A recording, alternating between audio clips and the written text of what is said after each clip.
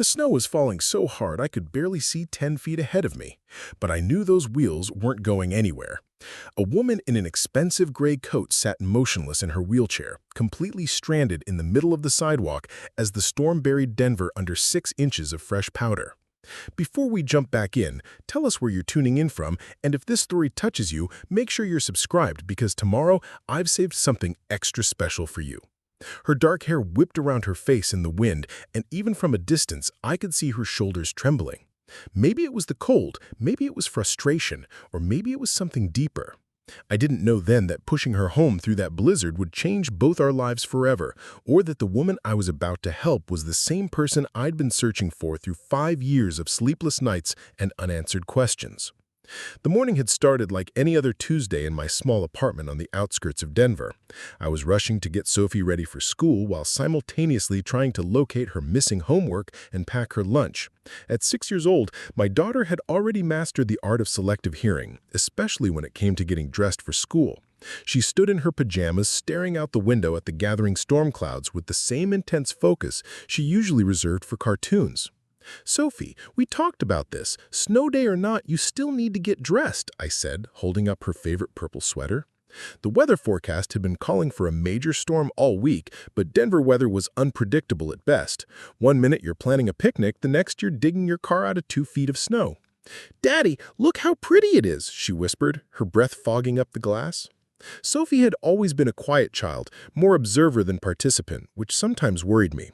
Since her mother disappeared when she was just a baby, it had been just the two of us figuring out this whole parenting thing together. Some days I felt like I was failing miserably, especially when I compared our simple life to the families at her school with their 2-parent households and family vacations. I worked construction during the warmer months and picked up maintenance jobs during winter. Nothing glamorous, but it kept food on the table and a roof over our heads. The pay wasn't great, but the flexibility meant I could be there when Sophie needed me, which felt more important than any career ladder I might have climbed in a different life. By noon, the storm had indeed arrived with vengeance, and I found myself walking home from the hardware store where I had been picking up supplies for a weekend job. The buses had stopped running, and my old truck was in the shop again, so I was hoofing it through what was quickly becoming a genuine blizzard. The wind cut through my jacket like it was made of paper, and I was mentally calculating how long it would take me to get home when I saw her. She sat perfectly still in her wheelchair, positioned right where the sidewalk met the street corner, completely blocked by a drift of snow that had formed around her wheels. Her phone was pressed to her ear, and I could hear fragments of what sounded like a heated conversation about meetings and deadlines. Even stranded in a snowstorm, she was apparently still working. Something about the scene struck me as both surreal and heartbreaking. Here was someone who clearly wasn't used to asking for help, trapped by something as simple as weather and terrain that the rest of us took for granted. I approached slowly, not wanting to startle her or interrupt what seemed like an important call. "Excuse me, do you need some help?" I called out, raising my voice above the howling wind. She ended her call abruptly and turned to look at me. That's when I got my first real look at her face, and something deep in my chest twisted with an emotion I couldn't quite name. She had striking green eyes that seemed familiar in a way that made me uncomfortable, like trying to remember a dream after waking up. Preparing and narrating this story took us a lot of time, so if you are enjoying it, subscribe to our channel. It means a lot to us. Now, back to the story. Her dark hair was streaked with premature silver, and there were lines around her eyes that spoke of stress and long hours under fluorescent office lights. "I'm fine," she said quickly, the automatic response of someone who had learned never to show weakness. But even as she said it, she was looking down at her wheels, clearly stuck in the accumulated snow that had drifted against the curb. "My driver is coming back for me." I glanced around the empty street. The storm was getting worse by the minute, and I hadn't seen a single car pass in the last 10 minutes. The few businesses that were still open had their lights on, but most had already closed early due to the weather warnings. The city plows wouldn't be out for hours, and even then, they'd stick to the main roads first. "Ma'am, I don't think anyone's driving in this," I said gently. "The city's basically shut down. Where are you trying to get to?" She hesitated, and I could see her weighing her options. Pride warred with practicality in her expression, and I recognized that internal battle. I'd fought it myself plenty of times over the years, especially in those early days after Sophie's mother left, when accepting help from neighbors felt like admitting I couldn't handle being a single parent. "Riverside Towers," she said finally. "It's about 12 blocks north of here." I knew the building well. It was one of those luxury high-rises that had sprung up in the gentrified part of downtown, the kind of place where a one-bedroom apartment cost more than I made in 6 months, the kind of place where someone like me would only enter through the service elevator. "That's a long way in this weather," I said, stating the obvious. "Especially with—" I gestured vaguely at her wheelchair, then immediately felt awkward about it. I'd never been around many people with disabilities, and I wasn't sure what the polite way to address the situation was. "Especially with wheels instead of legs," she finished for me, and there was a hint of dry humor in her voice that surprised me. "Yes, I'm aware.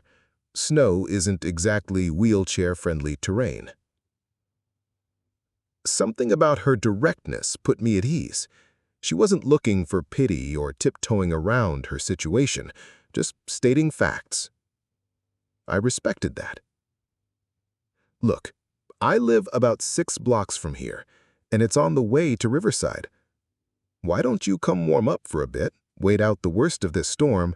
My daughter Sophie will be getting home from school soon anyway, and I promised her hot chocolate."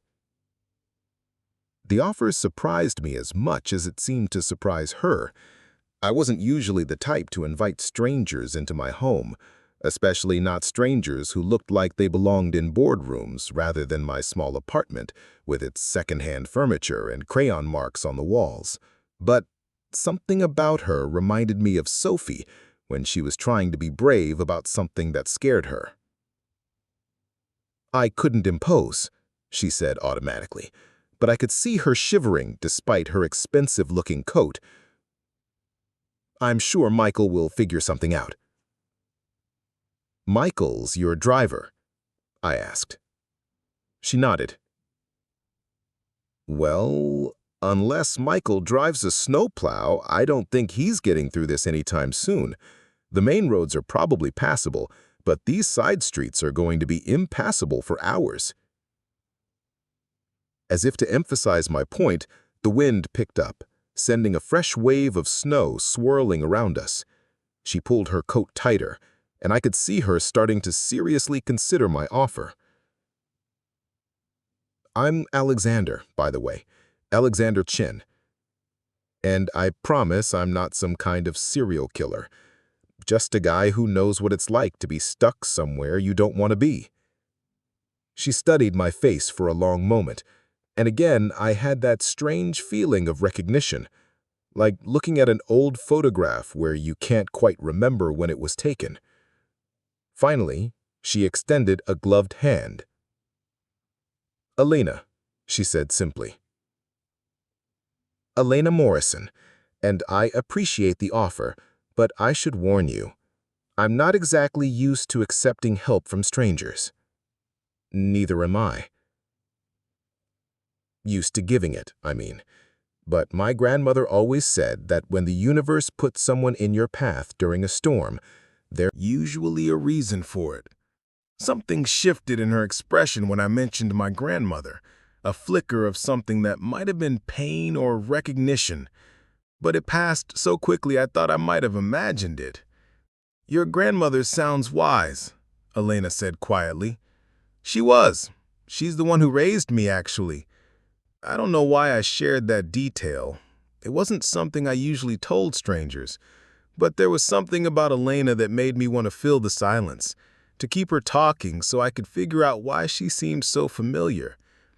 "What happened to your parents?" she asked, and then immediately looked embarrassed. "I'm sorry, that's too personal. I don't usually ask strangers about their family history." "It's okay," I said. "My mom died when I was 8, and my dad, well, let's just say he wasn't equipped for single parenthood. My grandmother stepped in." I paused, studying her face. "What about you? Family?" Something closed off in her expression.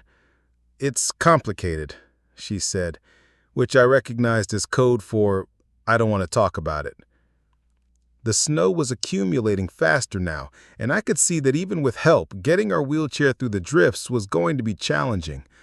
But looking at her sitting there, trying to maintain her composure while clearly being overwhelmed by circumstances beyond her control, I knew I couldn't just walk away. "Elena," I said, "I know we don't know each other, but I've got a daughter who's going to be worried if I don't get home soon, and you've got a situation here that's only going to get worse. What do you say we help each other out?" She looked at me for a long moment, then at the empty street, then back at me. Finally, she nodded. "Okay, Alexander Chen, lead the way." That's when the real work began. Pushing a wheelchair through 6 inches of fresh snow turned out to be significantly more difficult than I'd anticipated. Elena tried to help by using her arms to propel herself forward, but the wheels just spun uselessly in the powder. After the first block, we were both breathing heavily and barely making progress. "This isn't working," Elena said, frustration clear in her voice. "Maybe we should go back and wait for Michael." But going back would mean retracing our steps through snow that was now even deeper, and I could see she was getting cold despite her expensive coat. Her lips were starting to look blue, and her hands were shaking even inside her gloves. "New plan," I said. "I'm going to pull you." Before she could protest, I positioned myself in front of her wheelchair and grabbed onto the frame. It wasn't the most dignified way to travel, but it was more effective than trying to push through the snow. Elena held on tightly as I leaned into the effort, pulling her chair through the drifts like an improvised sled. We made it another 2 blocks before I had to stop and catch my breath. Construction work keeps me in decent shape, but this was testing limits I didn't know I had. "Alexander, this is crazy," Elena said. "You're going to hurt yourself." "I'm fine," I panted, though we both knew that was only partially true. "Just need a minute." That's when I looked at her, really looked at her, and felt that strange recognition hit me again, stronger this time. There was something about the shape of her eyes, the way she held her head when she was worried, that triggered a memory I couldn't quite grasp, like a word on the tip of your tongue that you can't quite say. "Have we met before?" I asked suddenly. Elena's expression went very still. "I don't think so," she said carefully. "I would remember." But there was something in her tone that made me think she was remembering something too. By the time we reached my apartment building, both of us were exhausted and soaked through. The old brick structure wasn't much to look at, especially compared to where Elena was headed, but it was warm and dry, and right now that felt like luxury. I managed to get her wheelchair up the front steps with some creative maneuvering and a lot of determination that probably bordered on stubbornness. My apartment was on the 2nd floor, which presented another challenge entirely. Looked at the narrow staircase and then at me with a mixture of resignation and something that might have been embarrassment. "I can wait in the lobby," she said quietly. "You don't need to." "Absolutely not," I cut her off. "Sophie's going to want to meet you anyway. She doesn't get many visitors, and she's always curious about new people." What I didn't say was that I'd carried plenty of heavy things up those stairs over the years, and I wasn't about to let a little thing like physics stop me now. It took some awkward positioning and a lot of careful coordination, but eventually I managed to carry her up while her wheelchair followed in pieces that we reassembled at the top. The apartment looked smaller with someone else in it, especially someone who clearly came from a different world than mine. Elena's eyes took in the mismatched furniture, the children's drawings taped to the refrigerator, the general organized chaos that came with single parenthood. But if she was judging, she didn't show it. "It's cozy," she said, and somehow she made it sound like a genuine compliment rather than polite small talk. I helped her get settled on the couch and started a pot of coffee, my hands shaking slightly as I measured out the grounds. The adrenaline from our trek through the snow was wearing off, leaving me with questions I wasn't sure how to ask. There was something about Elena that kept nagging at me, like a puzzle with missing pieces that I should be able to solve. "You mentioned your daughter attends school nearby," Elena asked, accepting the mug I handed her with grateful hands. Roosevelt Elementary, about 4 blocks from here. She should be getting home any minute, actually. The buses were still running when I left this morning, but who knows now? Elena nodded, staring into her coffee with a distant expression. What's she like? Sophie. The question caught me off guard because of the way she asked it, like she already cared about the answer. Most strangers asked about kids out of politeness, but there was genuine interest in Elena's voice. She's amazing, I said, settling into the chair across from her. Smart as anything, but quiet, really observant. Sometimes I think she sees more than I do. I paused, studying Elena's face. She's been through a lot for someone so young. Because of her mother? I nodded, surprised by how easily she'd made that connection. Sophie was just 14 months old when her mom left. One day we were a family. The next day I was a single father trying to figure out how to do everything alone. Elena's grip tightened on her mug, and I saw her jaw clench slightly. That must have been incredibly difficult. It was. I found myself opening up in a way that surprised me. Maybe it was the strange intimacy of being stranded together, or maybe it was something about the way Elena listened, like she understood more than she was letting on. The hardest part wasn't learning to cook or do laundry or any of the practical stuff. It was not knowing why she left, not being able to give Sophie an answer when she asks about her mother. She still asks? All the time. Where's Mommy? Why did Mommy go away? Did I do something wrong? I ran a hand through my hair, feeling the familiar ache that came with those conversations. How do you explain to a 6-year-old that sometimes people just disappear, and maybe they had a good reason, but you'll never know what it was? Elena was very quiet for a long moment, staring into her coffee like it held answers to questions she was afraid to ask. When she finally looked up, her eyes were bright with unshed tears. Maybe, she said carefully, her mother had reasons that had nothing to do with not loving her daughter. Something in her tone made me lean forward. What do you mean? Before Elena could answer, I heard the familiar sound of small footsteps thundering up the stairs. Sophie burst through the door in a whirlwind of snow boots, backpack, and excited chatter about the early dismissal. Daddy, they let us go early because of the storm, and Mrs. Peterson said we might not have school tomorrow if it keeps snowing like this. She stopped mid-sentence when she saw Elena, her eyes going wide with curiosity rather than shyness. Sophie, I'd like you to meet Elena, I said. She got stuck in the snow, so she's going to wait here until the storm passes. Sophie approached with the fearless curiosity that only children possess, studying Elena with the same intensity she usually reserved for particularly interesting bugs or art projects. Hi, Elena, she said gravely. Do you live in one of those big fancy buildings downtown? You look like someone who would live in a big fancy building. Sophie, I warned, but Elena laughed, and the sound sent another jolt of recognition through me. I do live in a big fancy building, Elena admitted, but I like your home better.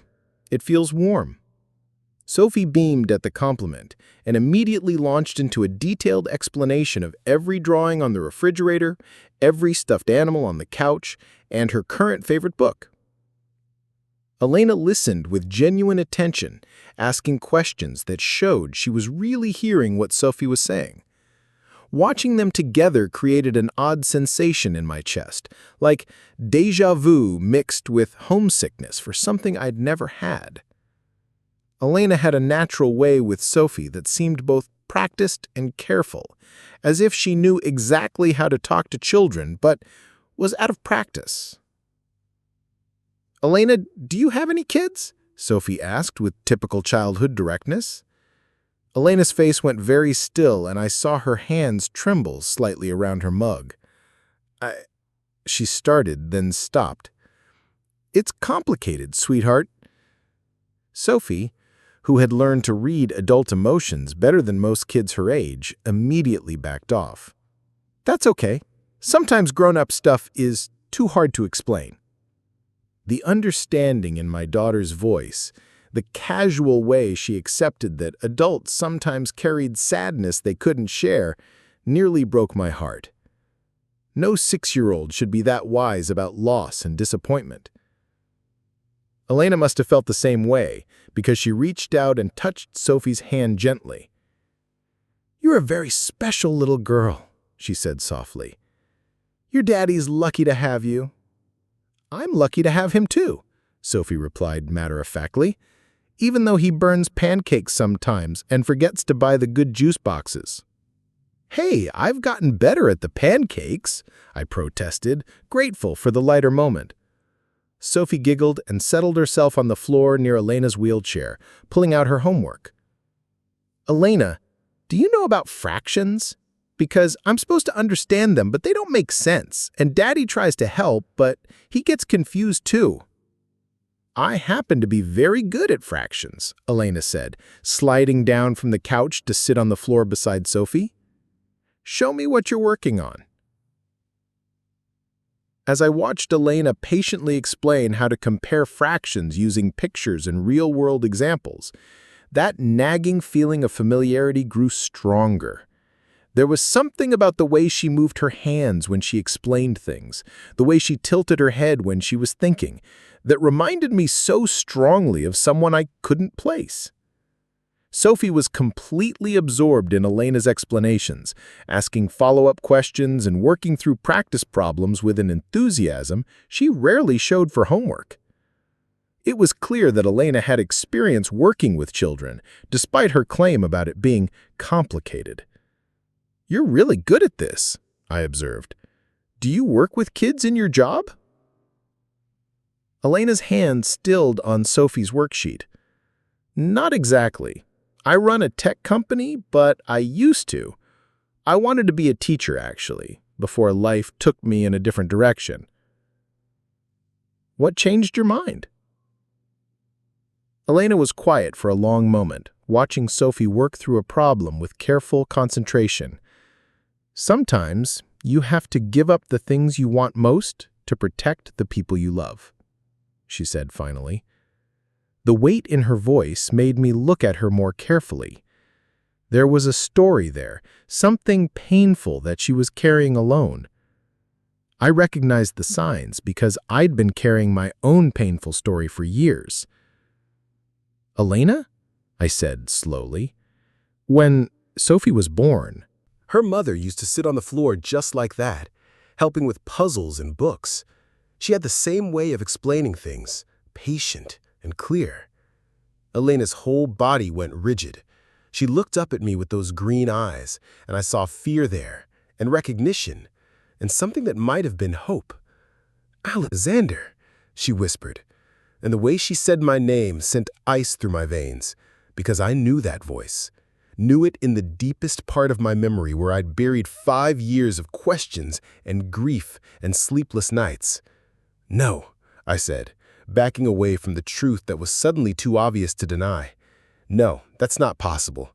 But even as I said it, I was seeing past the silver in her hair, past the lines around her eyes, past the wheelchair and the expensive clothes, to the woman who had kissed me goodbye one morning and never came home. "Mommy," Sophie said in a small, confused voice, looking back and forth between us. "Daddy, is Elena my mommy?" The silence in my apartment stretched like a taut wire about to snap. Elena's face had gone completely white, her hands trembling as she stared at Sophie with an expression of pure anguish, mixed with desperate longing. My heart was pounding so hard I could hear it in my ears, drowning out the sound of the wind still howling outside. "Sophie, honey, why don't you go to your room and work on your homework there for a bit?" I managed to say, my voice sounding strange and hollow even to myself. "But I was working on fractions with Elena," Sophie protested, looking confused and a little scared by the sudden tension in the room. "I know, sweetheart, but I need to talk to Elena about grown-up things for a few minutes. I promise you can come back out soon." Sophie looked between Elena and me with those perceptive eyes that missed nothing. "Are you going to fight? Because I don't like it when people fight." Elena made a small, broken sound, and I saw her press her hand to her mouth. "We're not going to fight," I assured Sophie, though I honestly had no idea what was about to happen. "I just need a few minutes, okay?" Sophie nodded reluctantly and gathered up her homework, but she paused at Elena's wheelchair. "Elena, are you okay? You look sad." Elena's composure cracked completely then. She reached out with a shaking hand and touched Sophie's cheek so gently it was barely a whisper of contact. "I'm okay, baby girl," she whispered. And the endearment hit me like a physical blow, because that's what she used to call Sophie when she was just a toddler. Sophie smiled at the pet name, apparently not making the connection that should have been obvious, and skipped off to her room. The moment her door closed, Elena broke down completely. Great, shuddering sobs racked her body as 5 years of carefully controlled emotion came pouring out. "Lena," I said, using the nickname I hadn't spoken out loud in years, and she looked up at me with streaming eyes. "You remember," she said through her tears. "Remember." I felt anger building in my chest, hot and raw, and 5 years in the making. "Remember? Of course I remember. You're my wife. You're Sophie's mother. You disappeared without a trace, without a word, without any explanation, and now you're sitting in my living room pretending to be a stranger? Alex, please, let me explain." Explain? I was standing now, pacing the small space like a caged animal. Explain how you walked on your 14-month-old daughter? Explain how you left me to wonder if you were dead in a ditch somewhere, or if you just decided you were done playing house? Do you have any idea what the last 5 years have been like? Elena flinched at each accusation, but she didn't try to defend herself. She just sat there, taking it, tears still streaming down her face. "I know you hate me," she said quietly. "I know I don't deserve forgiveness, but Alex, I need you to know that leaving you and Sophie was the hardest thing I've ever done. It nearly killed me, but you did it anyway. I had to. Bullshit." The profanity felt good, like releasing pressure from a valve that had been building for years. Nobody had to abandon their family. You chose to. You chose to leave Sophie wondering what she did wrong. You chose to leave me thinking I'd somehow failed you both. Elena's hands were clenched in her lap, her knuckles white with tension. "There were things you didn't know," she said. "Things I couldn't tell you." "What things? What could possibly have been so terrible that you couldn't trust your own husband with it?" She was quiet for a long moment, staring down at her hands. When she finally spoke, her voice was barely above a whisper. "The accident happened 3 days after I left." "What accident?" "The car accident that put me in this chair. I was driving to my sister's house in Portland, crying so hard I could barely see the road. It was raining, and I took a curve too fast and hit black ice." She paused, taking a shuddering breath. "I was in a coma for 2 weeks. When I woke up, I couldn't feel my legs, and the doctor said I never would again." The anger I'd been nursing for 5 years suddenly felt complicated, twisted up with shock and something that might have been sympathy. "Why didn't you call me? Why didn't anyone call me?" "I told them not to." Elena finally looked up at me, her green eyes red-rimmed but determined. "I made them promise not to contact you or anyone from my old life. As far as the world was concerned, Elena Chen died in that accident, and Elena Morrison was born in that hospital bed." "That's insane. You were my wife. Sophie was your daughter. We would have taken care of you, helped you through the recovery." "Exactly." Elena's voice was fierce now, passionate in a way that reminded me of arguments we used to have about everything from politics to where to go for dinner. "You would have taken care of me. You would have given up your life to push my wheelchair and help me shower and pretend it didn't matter that I couldn't walk anymore. And Sophie would have grown up thinking that taking care of broken people was just what families do." "Because it is what families do," I said incredulously. "That's what love means. In sickness and in health, remember? We said those words to each other." "I remember." Elena's voice broke again. But I also remembered what happened to your grandmother when your grandfather had a stroke. How she spent 15 years caring for him, how she never complained, but how tired she always looked, how she never got to travel or pursue her own dreams because someone had to be there 24 hours a day. I couldn't do that to you. I couldn't do that to Sophie. The anger I'd been nursing for 5 years suddenly felt complicated, twisted up with shock and something that might have been sympathy. Why didn't you call me? Why didn't anyone call me? I told them not to. Elena finally looked up at me, her green eyes red-rimmed but determined. I made them promise not to contact you or anyone from my old life. As far as the world was concerned, Elena Chen died in that accident, and Elena Morrison was born in that hospital bed. That's insane.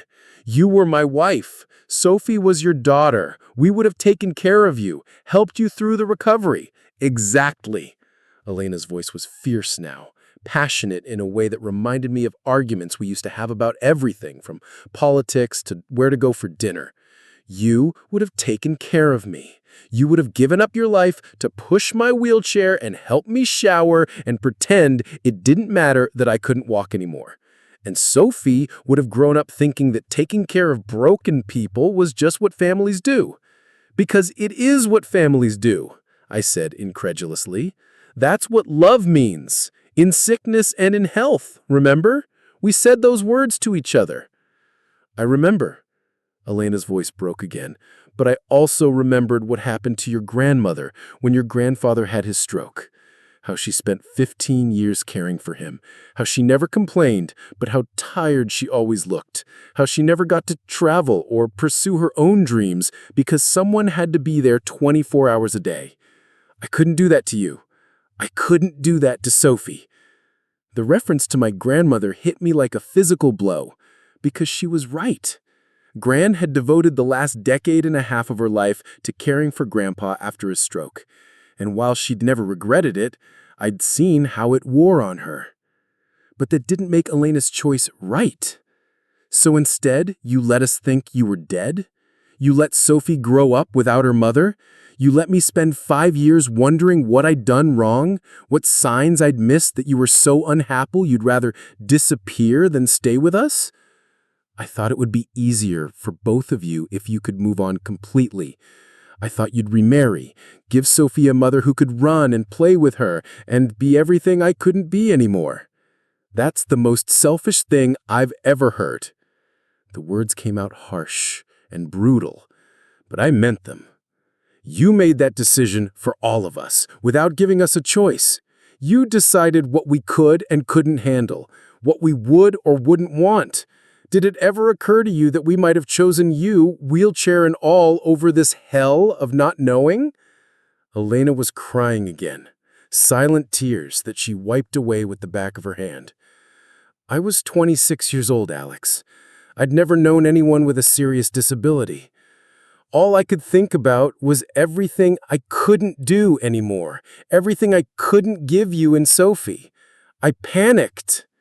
For 5 years? You panicked for 5 entire years? At first, Yes, and then it became easier to stay gone than to come back and face what I'd done.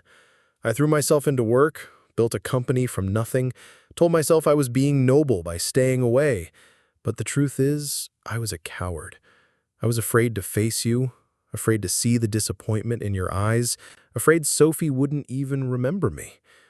I looked at this woman who had been the center of my world, who I'd mourned and raged at and missed with every fiber of my being, and I didn't know what to feel.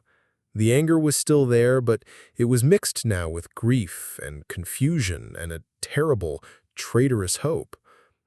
She does remember you, I said quietly. Not consciously, maybe, but she's always been drawn to women with dark hair and green eyes. She asks about you constantly. And she has this stuffed elephant, the one you bought her for her first birthday, that she's never slept without. Not once in 5 years. Elena's sob was audible this time. Mr. Peanuts? You remember his name?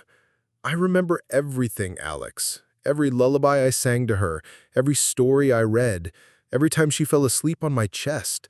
Leaving her was like cutting out my own heart. Then why did you stay away? Even after you'd built your company, even after you'd proven you could have a successful life, why didn't you come back?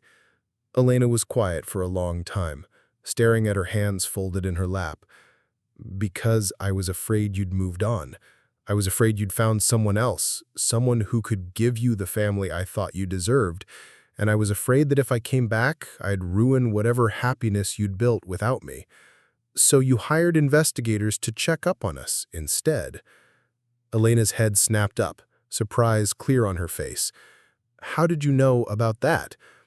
Because 3 different private detectives have approached people in Sophie's school over the years, asking casual questions about her well-being and academic performance.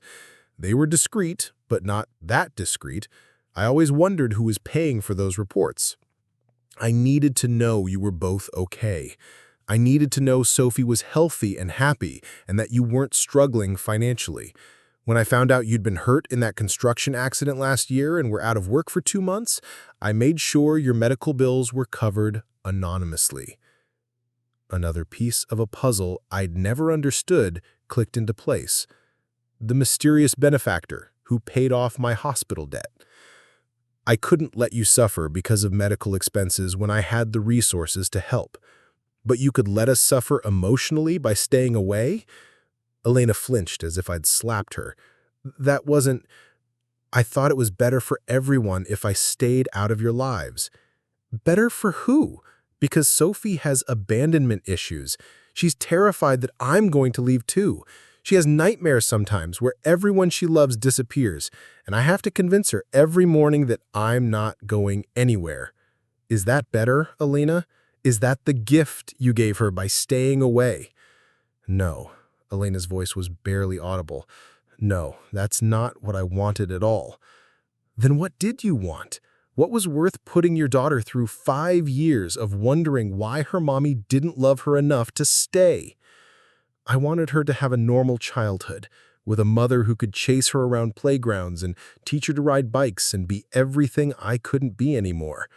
I wanted you to find someone who could give you more children if you wanted them, someone who could be your equal partner instead of someone you had to take care of.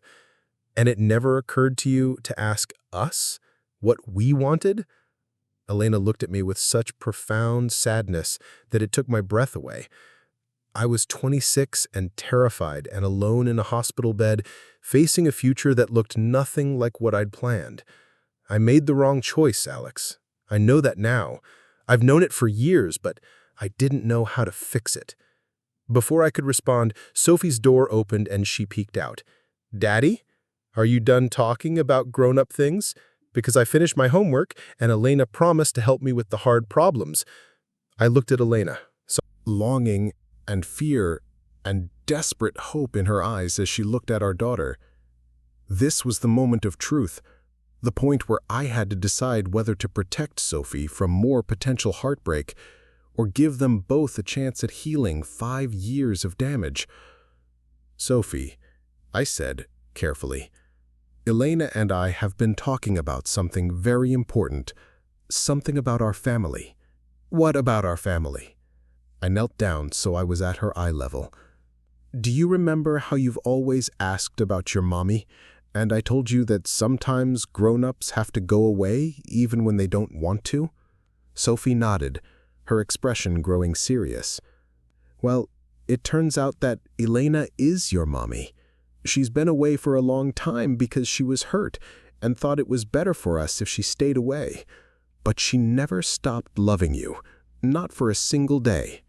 Sophie looked from me to Elena, processing this information with the careful consideration she brought to all important matters.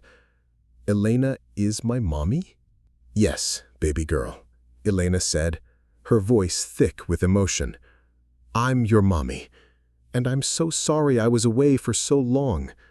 Sophie studied Elena's face for a long moment, then walked over to her wheelchair. Does it hurt? She asked, pointing at Elena's legs. Sometimes, Elena admitted, but not as much as being away from you hurt. Can I hug you? Elena's composure finally shattered completely. "Oh, sweetheart, yes, please." Sophie climbed carefully onto Elena's lap, wrapping her small arms around her mother's neck. Elena held her like she was the most precious thing in the world, which I suppose she was.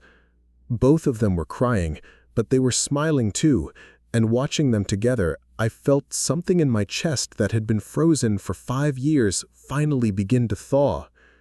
We still had so much to work through, so many conversations and difficult decisions ahead of us. But for this moment, my family was together again, broken and complicated and imperfect, but together. And maybe, just maybe, that was enough to start with. 6 months later, I stood in the kitchen of our new house, watching through the window as Elena helped Sophie with her science project in the backyard. The physical therapy had been working wonders, and while Elena would never walk again, she'd learned to navigate the world with a confidence that amazed me daily. Sophie had adapted to having a mother in a wheelchair with the resilience that only children possess, treating it as just another fact of life, like having brown hair or liking chocolate ice cream. The road to rebuilding our family hadn't been easy. There were counseling sessions, difficult conversations, and moments when the weight of 5 lost years felt overwhelming. Elena had to learn how to be a mother again, and I had to learn how to trust again. Sophie, surprisingly, had been the bridge between us, her unconditional love and acceptance showing us both what forgiveness looked like. Elena's company had relocated to Denver, and she'd restructured her role to allow for more flexibility. She still worked, but she was present in ways she'd never learned to be before the accident. Sophie's face lit up every morning when Elena helped her get ready for school, and bedtime stories had become a sacred ritual between them. "Daddy, come see what we built," Sophie called out, waving enthusiastically from beside Elena's wheelchair. They'd constructed an elaborate volcano which was currently bubbling with baking soda and vinegar. I walked outside, coffee mug in hand, and admired their handiwork. "That's impressive, you two. Think it'll win the science fair?" "It better," Elena said with mock seriousness. "We've been working on this for weeks, haven't we, Soph?" Sophie nodded importantly. "Elena says that good science takes patience and careful planning, just like rebuilding families." Elena caught my eye over Sophie's head, and we shared a smile that held years of understanding. She was right. Rebuilding our family had required the same patience and careful planning as any scientific endeavor, with plenty of trial and error along the way. That evening, after Sophie had gone to bed, Elena and I sat on the porch watching the sunset paint the sky in brilliant oranges and purples.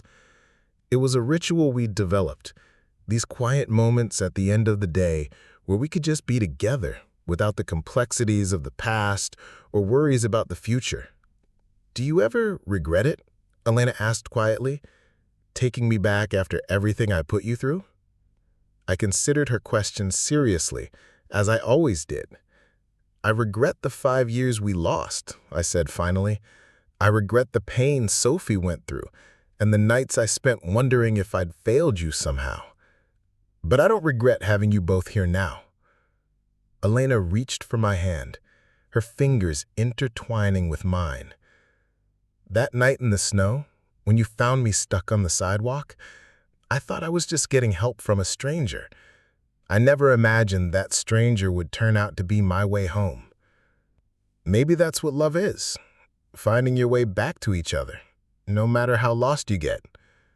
Sophie's voice called from inside, asking for a glass of water, and Elena started to get up. I placed a gentle hand on her shoulder. "I'll get it," I said. "You stay here and enjoy the sunset." As I headed inside to take care of our daughter, I heard Elena call out softly, "Thank you, Alex, for everything." I paused in the doorway and looked back at her, this woman who had broken my heart and then helped me put it back together again. "Thank you for coming home," I replied. Sometimes the greatest storms in our lives are the ones that bring us exactly where we need to be. Up next, you've got 2 more standout stories right on your screen. If this one hit the mark, you won't want to pass these up. Just click and check them out.